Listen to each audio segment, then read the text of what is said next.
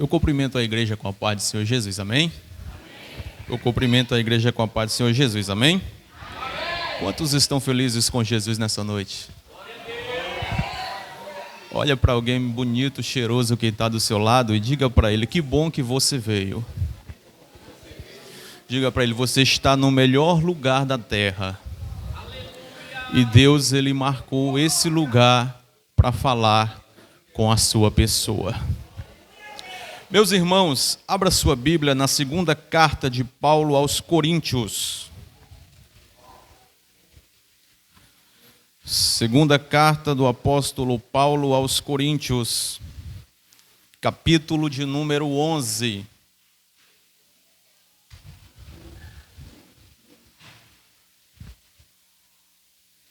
Enquanto você faz a localização, quero externar a minha gratidão a Deus pela oportunidade que mais uma vez Ele me concede de estar sendo um canal de bênção para a vida da sua igreja. Quero louvar a Deus pela vida do pastor que nos fez o convite, que Deus possa abençoar aos obreiros que aqui estão e toda a igreja, que o Senhor possa abençoar. Está ali minha mãe, que veio nos prestigiar, que Deus abençoe. A família hoje está completa aqui. Glória a Deus. Foi. Segunda carta de Paulo aos Coríntios, versículo de número 2. Quantos acharam? Diga amém. Diz-nos assim: porque zelo por vós com zelo de Deus, visto que vos tenho preparado para vos apresentar como virgem pura a um só esposo, que é Cristo. Vou ler mais uma vez. Porque zelo por vós com zelo de Deus, visto que vos tenho preparado para vos apresentar como virgem pura a um só esposo, que é Cristo. Amém? O Fábio saiu? Cadê o Fábio? Dá lugar aqui no teclado. Meus amados e queridos irmãos, estamos diante de uma das cartas escritas por um dos maiores missionários da igreja. A priori, estamos diante de uma das cartas que foi escrita por um dos maiores fundadores de igreja que já houve sobre essa terra. Estamos falando de ninguém mais, nada menos do que do apóstolo Paulo. E é interessante que Paulo, quando ele escreve a sua carta, tanto a primeira como a segunda, ele tem como principal objetivo exortar a igreja. Quando lemos a primeira carta, nós iremos ver que esta igreja de Corinto era uma igreja enriquecida de dons. Era uma igreja tomada de todos os dons. Aparentemente, era uma igreja espiritual. Mas, porém, havia-se algumas falhas a qual Paulo ele tenta consertar. E é interessante porque todos os ensinos de Paulo, nas 13 cartas, nas 13 epístolas a qual mesmo escreveu, Paulo, quando ele traz as lições, os ensinamentos, Paulo ele está trazendo algo diretamente de Deus.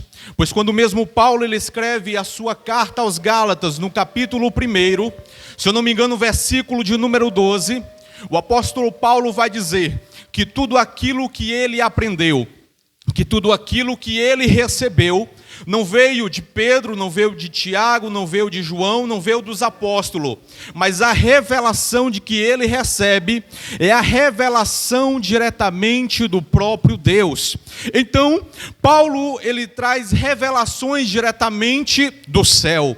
E quando eu me deparo com o capítulo de número 11, da segunda carta, a qual ele escreve à igreja de Corinto, eu vejo Paulo aqui fazendo uma analogia. Paulo ele fazendo uma comparação. Pregador, qual é esta comparação que Paulo vai fazer? Paulo ele compara a igreja de Cristo, a noiva, como uma noiva, como alguém que está compromissada. E ele olha para o Cristo ressurreto e ele logo mostra Cristo como um noivo. É interessante que para entendermos as Escrituras, nós não podemos meditar nas Escrituras com a lente do século 21. Precisamos meditar com as lentes do século 1. Não podemos olhar para a Bíblia olhando para a cultura ocidental. Precisamos olhar para a Bíblia dentro da cultura oriental. Até porque as Escrituras foi escrita em uma época, em uma cultura diferente, uma linguagem diferente, um povo diferente. E para que nós possamos entender aquilo que por muitas vezes a Bíblia fala, nós precisamos entender um pouco de cultura judaica, um pouco dos costumes, um pouco das regiões. Então, quando Paulo faz essa analogia, a gente precisa entender um pouco da cultura judaica. Pois quando olhamos para o costume da cultura judaica, nós iremos ter uma noção de tudo aquilo que Cristo fez pela sua igreja. É bem verdade que independente de qualquer cultura, independente de qualquer região, existe um árduo desejo no coração do jovem, existe um árduo desejo do coração de uma jovem de casar, de se relacionar e de encontrar alguém para assim compartilhar seus melhores momentos, construir uma família e assim viver com esta pessoa. E quando olhamos para as culturas, isso não é diferente, principalmente dentro da cultura judaica. E quando a gente vai para dentro da cultura judaica, nós iremos ver que a maior alegria de um pai era quando via um jovem, quando via um moço na maioridade, que dentro da cultura judaica era a partir dos 13 a 14 anos. A partir dos 13 e 14 anos ele já estaria que está preparado para assim se relacionar com a moça e abrir o matrimônio. E logo quando olhamos para a Bíblia Sagrada, nós iremos ver que a responsabilidade para arranjar este casamento, para arranjar este compromisso, partia sobre a responsabilidade de 3 pessoas. A primeira pessoa, a responsabilidade ficava a critério do próprio pai do jovem. É por isso que quando a gente lê o livro de Juízes, capítulo de número 14, nós iremos ver que quando Sansão, ele desce à cidade de Tine, ali ele encontra uma moça filisteia. A Bíblia diz que ele sobe novamente, vai até seu pai e disse: pai, eu me interessei por uma jovem, e eu preciso que o Senhor tome essa moça para mim. Então, o pai desce, o pai vai fazer todo o arranjo para o casamento de Sansão. A segunda responsabilidade para o arranjo do casamento ficava a critério por muitas das vezes do servo. Quando lemos o livro do Gênesis, capítulo de número 24, nós iremos ver que Abraão chama então o seu servo mais antigo da casa por nome de Eliezer. E logo ele pede que Eliezer faça um juramento para que este servo vá até a sua casa, sua parentela, a terra da sua família, e assim traga uma moça para o seu filho Isaque casar. A terceira responsabilidade para o arranjo de um casamento na cultura judaica ficava, porém, também por parte de muitas vezes do próprio jovem apaixonado. Quando lemos Gênesis capítulo 29, do versículo 15 ao versículo 30, nós iremos ver que Jacó, apaixonando-se por uma pastora de ovelha, ele mesmo vai até a casa de seu sogro por nome de Labão, e ele faz um compromisso para que venha obter a sua esposa por nome de Rebeca. E ele trabalha durante um período de 14 anos para obter aquela moça. Então, a responsabilidade ficava a critério do pai, do servo, como também do jovem apaixonado. Mas quando a gente vai para dentro da Bíblia Sagrada, biblicamente, teologicamente falando, logo entendemos que aqui na Bíblia não é, porém, o pai que arranja o casamento, é o próprio noivo apaixonado que vai então arranjar todo o ato do compromisso para se casar com a sua amada. E é interessante, porque se nós formos para dentro da cultura judaica, nós iremos ver que não era costume das moças escolher o marido para se casar. Esta posição ficava por parte do moço apaixonado. Ele olhava para a moça, ele achava ela encantada, ficava apaixonado, então ele iria escolher essa moça para casar. Não era a moça que escolhia o noivo, era o noivo que escolhia a moça. Era o noivo que se agradava da moça, era o noivo que queria obter aquela moça. E quando eu olho para a Bíblia, eu vejo que não foi eu que escolhi o noivo, foi o noivo que me escolheu. Quando eu olho para as Escrituras, eu vejo que não foi os obreiros que aqui estão que escolheram ele, não foi o pastor Gilberto que escolheu o noivo, não foi os obreiros que escolheu o noivo, não foi o conjunto de senhora que escolheu o noivo, não foi a banda que escolheu o noivo, não foi o corpo da igreja que escolheu o noivo, mas foi o noivo que escolheu a sua noiva amada. Eu não sei se você está entendendo, mas eu queria que você nessa noite olhasse para alguém. Eu sei que tem gente que não gosta disso, mas tem gente que não tem problema. Você pode olhar para alguém nessa noite e dizer para ele e dizer para ela: não estamos aqui por acaso, não estamos aqui porque somos bonitinhos ou bonitinhas, estamos aqui porque ele nos escolheu. É tanto que João vai dizer no capítulo 15, versículo 16, o próprio noivo diz: não foi vós que me escolhestes, mas foi eu que escolhi a vós. E eu quero saber, cadê os escolhidos de Deus aqui nessa noite? Cadê aqueles que foram escolhidos a dedo por Ele para estar aqui nessa noite? Só quem acredita dá um brado de glória para adorar o Cordeiro.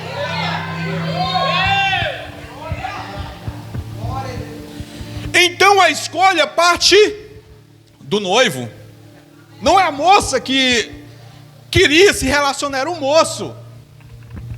Na nossa cultura não, na nossa cultura a gente, tanto a moça como o jovem pode querer abrir um compromisso. Só que na cultura judaica não.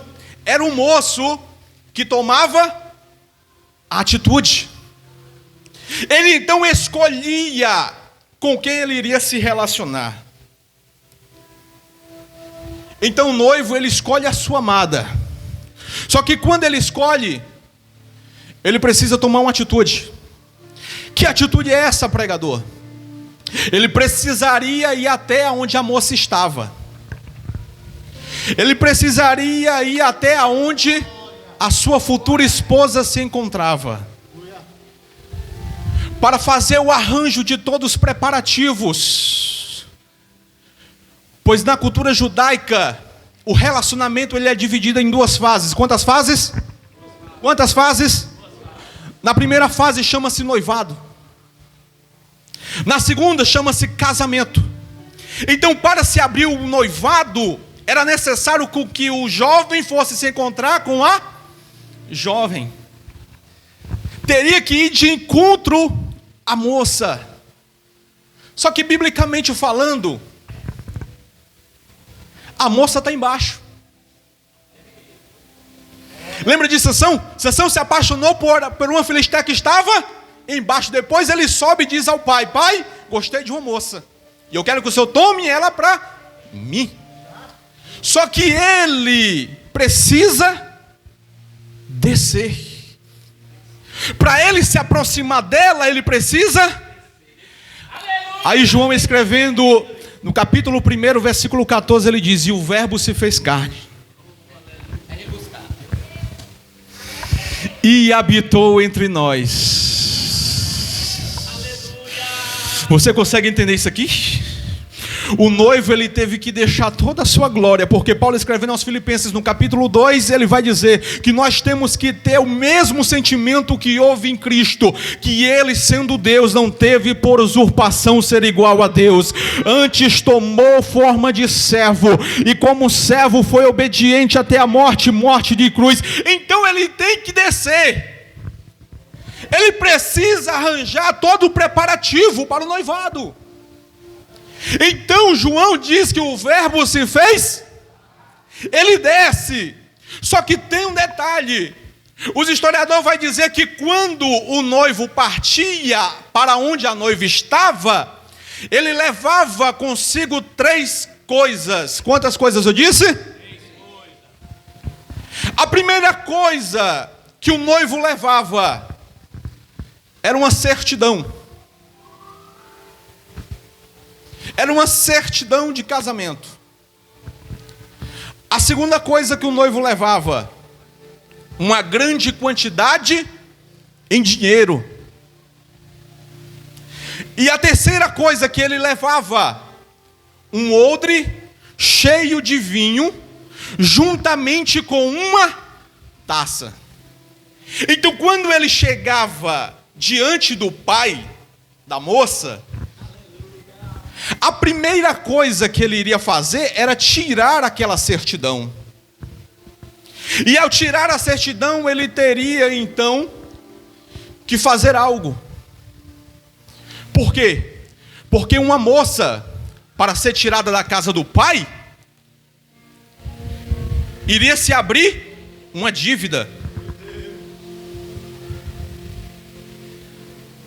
Para ela sair, havia uma dívida. Só que ela só saía quando essa dívida fosse paga.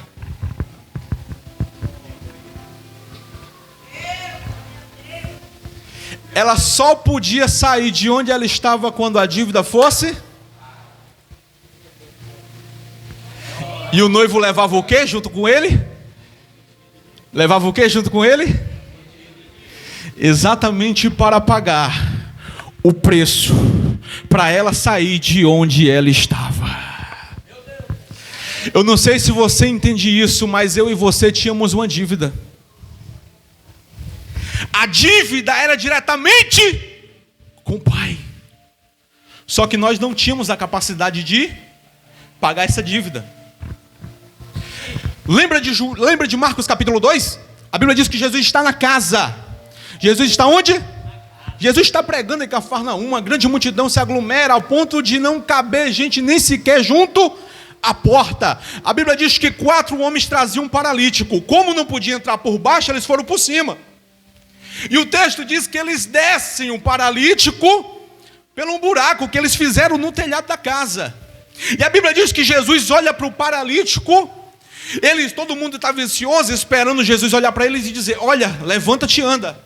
Todo mundo esperava Jesus olhar para o paralítico e dizer: levanta. Só que Jesus não diz: levanta primeiro. Jesus diz: perdoados estão os teus? Por quê? Porque existe uma dívida. É por isso que os religiosos que estavam no recinto começaram a exclamar entre si: quem é esse para perdoar pecados? Por quê? Porque se eu tenho uma dívida com o pastor Gilberto, quem tem que pagar é eu, e quem tem que perdoar é aquele que está. Então eles logo perguntam: quem é este para perdoar pecados? Eles não estavam entendendo que diante deles estava o próprio Deus encarnado. E Jesus disse: perdoados estão os teus pecados. A dívida que você não podia pagar, Jesus pagou por mim e por você. A dívida que eu e você não tínhamos a capacidade de pagar, Ele pagou por mim e por você. Pregador, e como foi o pagamento? 1 Pedro, capítulo de número 1, versículo 18, versículo 19, Pedro diz: vós não foste resgatado com prata, com ouro, vós não foste resgatado com coisas dessa terra, com sangue de bode, com sangue de galinha preta, mas vós foste resgatado pelo sangue precioso de um cordeiro puro, santo, imaculado. Não estamos nessa noite por acaso, estamos nessa noite porque um preço foi pago pela minha e pela tua vida. O noivo, ele precisa pagar uma dívida. Ele desce para pagar.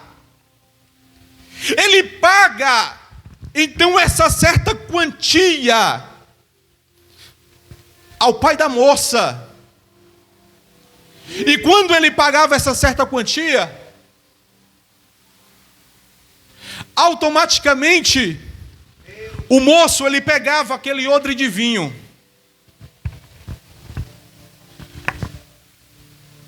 e junto com o odre ele pegava uma taça. A moça não ficava presente no local.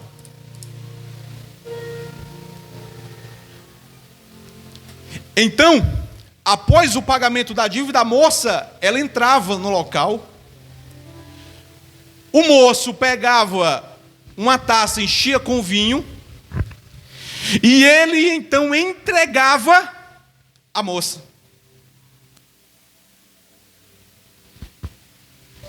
A mulher tinha duas opções. Primeiro, ela poderia recusar,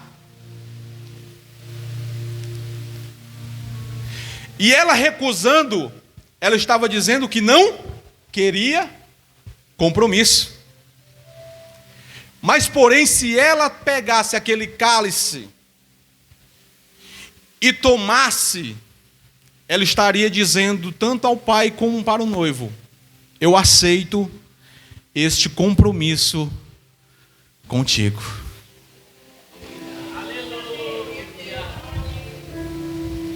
E sabe onde foi que esse compromisso foi feito? Lembra da Santa Ceia? O cenáculo foi preparado.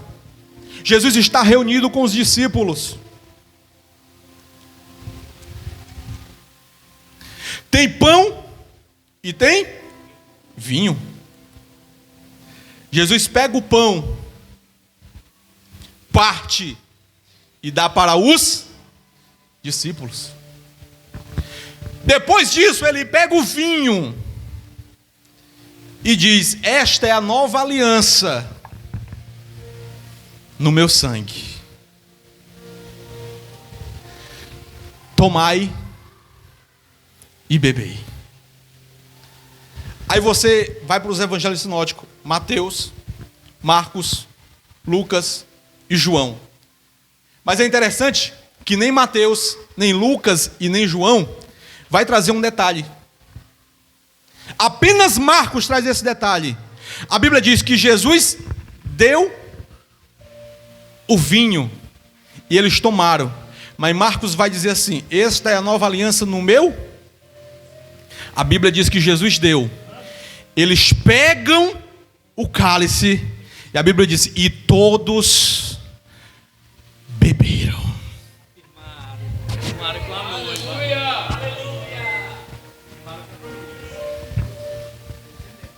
Marcos 14, 23, pode conferir. A Bíblia diz que todos beberam. E a partir do momento que a noiva tomava do vinho, ela abria um compromisso. Então o compromisso não foi aberto com nós, o compromisso foi aberto com os discípulos. Mas porém ela continua até hoje com a igreja.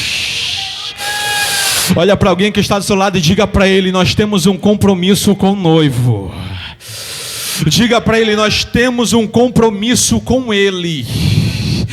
Nós temos um compromisso com ele. Nós não podemos quebrar esse compromisso. Nós temos um compromisso, uma aliança com o noivo. Aleluia! Então quer dizer, pregador, que um preço era pago para tirar a moça de onde ela estava. E segundo, se abria uma aliança, se abria um pacto. A moça então pegava o cálice, tomava aquele vinho, e logo após ela tomar o vinho, estava declarado que a moça seria dele. Aleluia! E quando o compromisso era aberto, quando ela terminava de tomar a taça de vinho, o noivo, ele chegava para ela, bem pertinho dela, e dizia: olha, nós agora fizemos um compromisso, só que tem uma coisa, eu preciso partir. Aleluia. Eu preciso ir. Lembra que eu disse que a relação na cultura judaica era dividida em dois períodos? Noivado e casamento? Pois é. Se abria-se o noivado, e o noivado na cultura judaica durava aproximadamente 1 ano. Durante um período de 1 ano eles não poderiam se ver, eles não poderiam se encontrar um com o outro. Ele partia, só que antes dele partir ele deixava uma promessa. Ele dizia para a moça: olha, eu vou voltar para a casa do meu pai, mas tem uma coisa, eu vou preparar tudo. Aleluia! Deus! Eu vou preparar tudo nos mínimos detalhes. Vou preparar a casa, vou preparar uma pia top para você lavar suas louças, lavar roupa. Vou ajeitar tudo nos mínimos detalhes.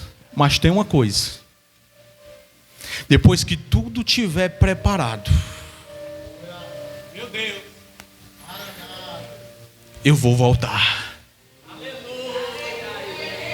Aí a gente lembra lá da passagem de João 14, né? Jesus estava na ceia ainda, estava na ceia, João 14. Jesus estava na ceia com os discípulos. Jesus tem a lavagem dos pés. Eles ceiam, eles tomam o cálice. Aí Jesus disse, João 14 primeiro: não se turbe o vosso coração. Aleluia! Credes em Deus, credes também em mim. Por quê? Porque na casa de meu pai há muitas moradas. Senão eu não teria dito: vou preparar um lugar. Mas tem uma coisa: quando eu for preparar um lugar, eu voltarei. E para quê? Para pegar vocês e levar, para que onde eu estiver, vocês estejam junto comigo. Só quem acredita que ele vai voltar. Cadê aqueles que têm a esperança da promessa? Cadê aqueles que ainda têm a esperança de que o noivo vai voltar? Ele disse: eu vou para a casa do pai, mas eu vou voltar.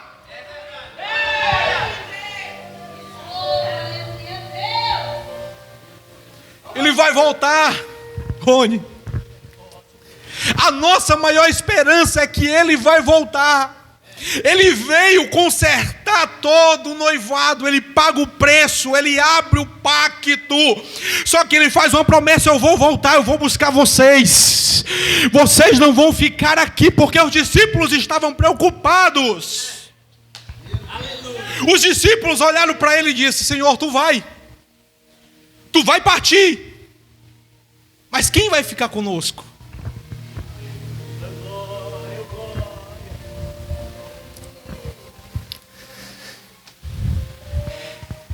O noivo então, antes de partir, ele dava um presente. Cláudio Honor de Andrade, grande teólogo, acho que acredito que muitos conhecem aqui, quando ele escreve o seu livro Geografia Bíblica, ele diz, abordando um pouco da cultura judaica, ele diz que a moça recebia do moço, antes do moço partir, uma moeda. Uma moeda de prata.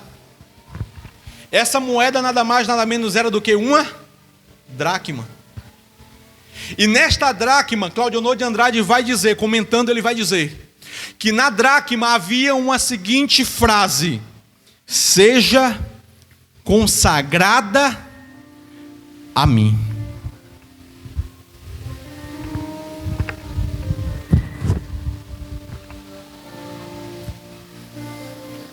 Pegou aí? Antes do noivo partir, ele dava um presente, ele dava uma moeda. É por isso que você vai ver a parábola da dracma perdida. Se você não sabe, ali na cultura judaica, aquela moça é uma noiva, é alguém que está compromissada com alguém. É por isso que quando ela perde aquilo que ela tem, ela sai em busca diligentemente. Ela vai acender a candeia que estava apagada, ela vai varrer a casa até encontrar, porque ela sabe que quando o noivo partisse, mas que depois de um ano ele voltasse, ele iria querer que ela estivesse consagrada a ele, separada para ele, pura para ele. E esta dracma significava consagração, preparamento. Sabe por quê? Porque ele foi, mas ele prometeu que ele iria voltar. E durante esse período em que ele não volta, a noiva tem a responsabilidade de se preparar nos mínimos detalhes para a chegada do noivo. Aleluia, Jesus. Então ela teria que comprar o melhor vestido, teria que comprar joias, teria que se enfeitar o máximo possível, porque quando o noivo voltasse, ela deveria estar o quê? Preparada. E eu te pergunto nessa noite, eu lanço a seguinte pergunta no ar: será que estamos preparados para a chegada do noivo? Aleluia. Glória a Deus.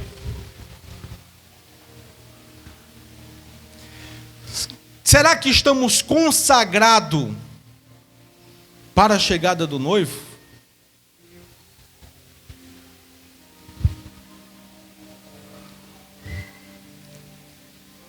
Estamos em um período chamado período de noivado. E a responsabilidade da moça era se preparar. Eu acho lindo quando Paulo ele escreve a sua carta, a segunda carta, no capítulo 3. Paulo ele vai falar, olha, muitos vão se levantar. Muitos lá fora vão se levantar e vão fazer a seguinte pergunta: cadê o Cristo?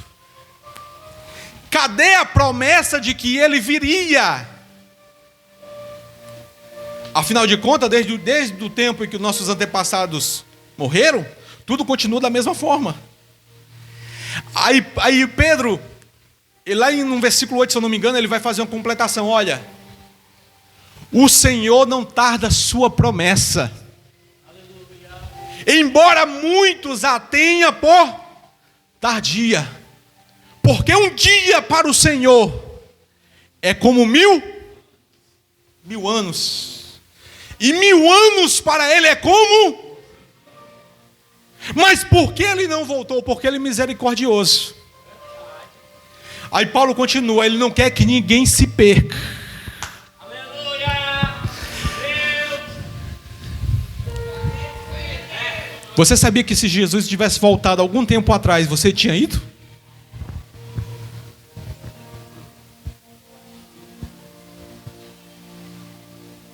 Se Jesus tivesse voltado alguns anos atrás, você teria partido com Ele?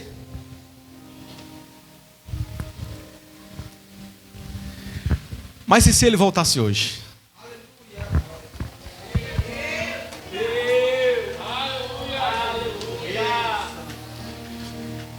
Mas se Ele voltasse hoje?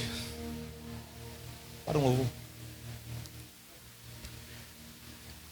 Como estaria a nossa vida diante dEle?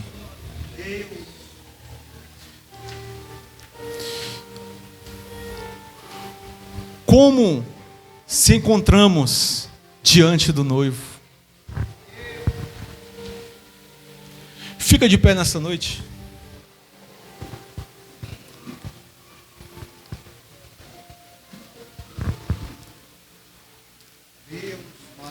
É uma mensagem de reflexão, para que possamos refletir como nos encontramos diante do noivo. Porque Ele foi,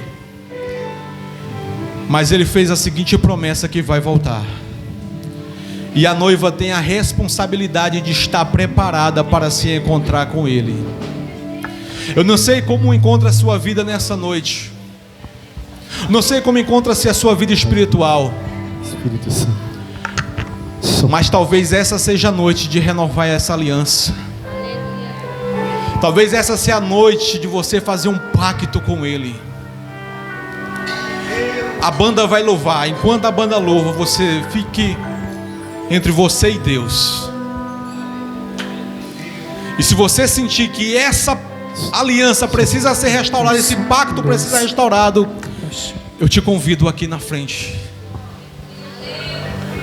As minhas lamparinas, elas já estão acesas.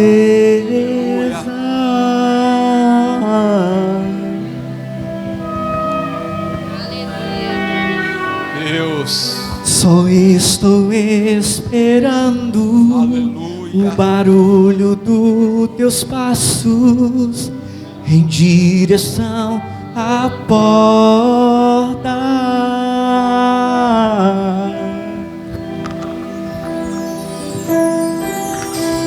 É só bater que eu vou abrir pra você entrar. Venha nessa noite. Canta. É só bater e eu vou abrir pra você. O noivo te convida nessa noite. O noivo te chama nessa noite por um compromisso. E eu já coloquei as minhas vestes brancas. Estou só te esperando. Vem, vamos dançar.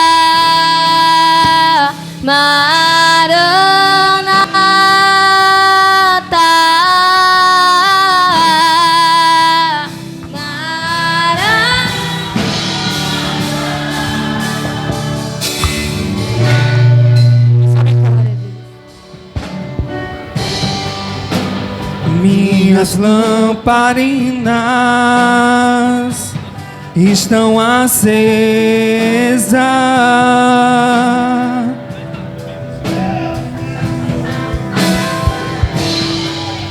Só estou esperando o barulho dos teus passos em direção à porta.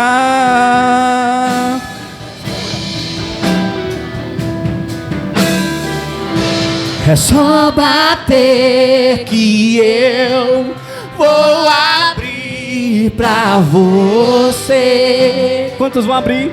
Entrar. É só bater que eu vou abrir pra você. Quantos vão abrir? Entrar.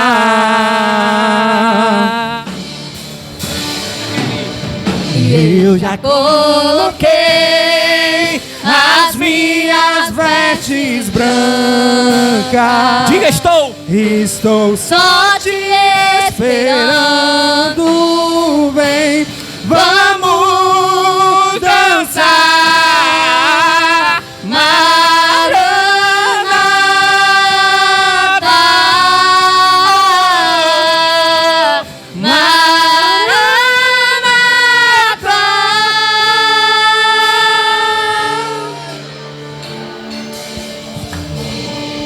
Tem fogo nos olhos, eu não imaginava que era lindo assim, que era lindo assim.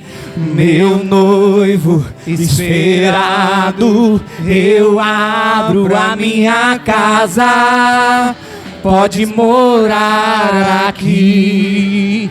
Pode morar aqui. Diga, tem fogo nos olhos. Eu não imaginava que era lindo assim. Que era lindo assim. Meu noivo esperado, eu abro a minha casa. Pode morar aqui, pode morar aqui. Tem fogo nos olhos, eu não imaginava que era lindo assim, que era lindo assim. O meu noivo esperado, eu abro a minha casa. Pode morar aqui. Pode morar. Pode morar aqui. Quantos estão de braços abertos para receber a presença do Senhor Jesus? Quantos estão com o coração aberto para receber a presença do Senhor Jesus? Ele se encontra aqui nesta noite para te encher cada vez mais da presença dEle, para te encher cada vez mais da sua glória. Seja disponível para o Senhor Jesus. Eu já coloquei as minhas vestes brancas. Quantos estão? Estou só te esperando. Vem, vamos dançar.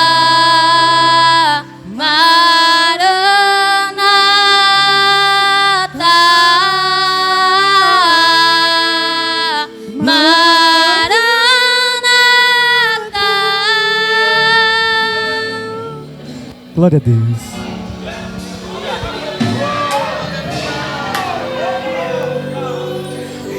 Tem alguém para Jesus essa noite?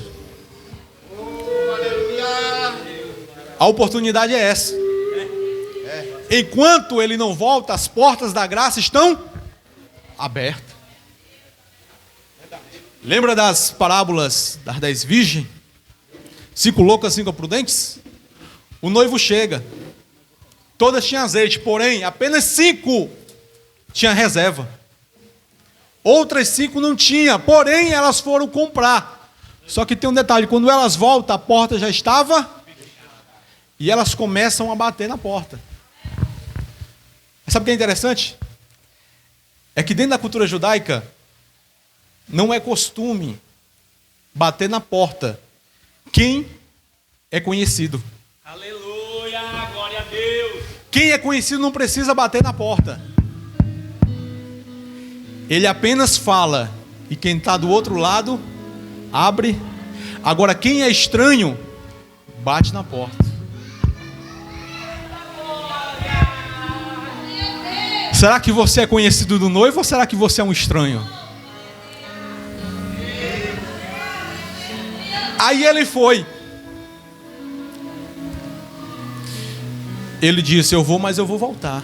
Aleluia. Aí o apóstolo Paulo, pastor Gilberto, lá na primeira epístola aos Tessalonicenses, capítulo 4, versículo 16, foi o que foi pregado aqui na quarta-feira. O apóstolo Paulo disse que o mesmo Senhor descerá e com voz de arcanjo, com alarido e com trombeta, os mortos que morreram em Cristo ressuscitarão. Depois nós que estamos vivos seremos transformados para se encontrar. Agora sabe o que é interessante? É porque na primeira vinda, pastor, o noivo ele desce. Só que na segunda não é o noivo que desce até onde a noiva está, é a noiva que sobe para se encontrar com o seu amado nas nuvens. Cadê a noiva nessa noite? Levanta a mão, cadê a noiva nessa noite? Eu tenho um recado de Jesus para você nessa noite. Eu tenho um recado do noivo nessa noite. O noivo disse, eu te escolhi, eu paguei um preço por você, eu fiz um pacto, uma aliança com você. Porém, não deixa nada quebrar esse pacto, essa aliança. Eu estou voltando. O noivo disse, eu estou voltando. E a noiva diz, Maranata.